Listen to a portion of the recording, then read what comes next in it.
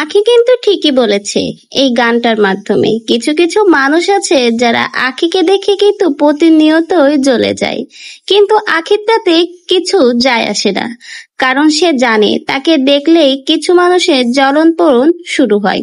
এবং তাদের উদ্দেশ্যে কিন্তু আখি এবারেই গানটা শুনিয়ে দিল, যতই তোমাদের জ্বলুক তাতে আখির কিছুই আসে যায় না। আখি তার লক্ষ্যে এগিয়ে যাবে এবং সে কিন্তু এখন অনেকটাই সফল। নিজের স্থান কিন্তু সে এখন তৈরি করে নিয়েছে।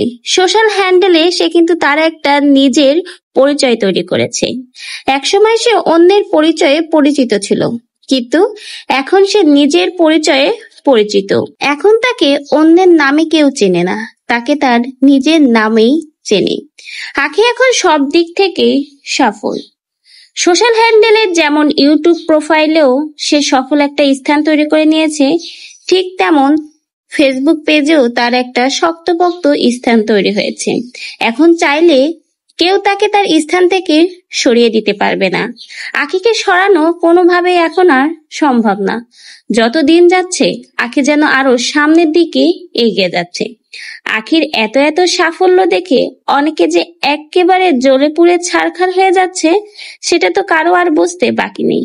কিন্তু কথা হলো, আখির এই সাফল্য দেখেই যারা এমন ভাবে জ্বলছে, যখন আখি আরো সামনের দিকে এগিয়ে যে এর থেকে বড় সাফল্যের পথে পৌঁছিয়ে যাবে, তখন তাদের কি হবে? জ্বলে পুড়ে তো একেবারেই ভস্ম হয়ে যাবে।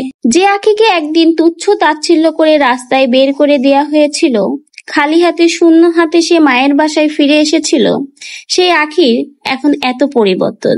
এজন্য কথায় আছে, কাউকে কখনো ছোট করে দেখতে হয় না। অনেক ছোট ছোট জিনিসও একদিন অনেক বড় হয়।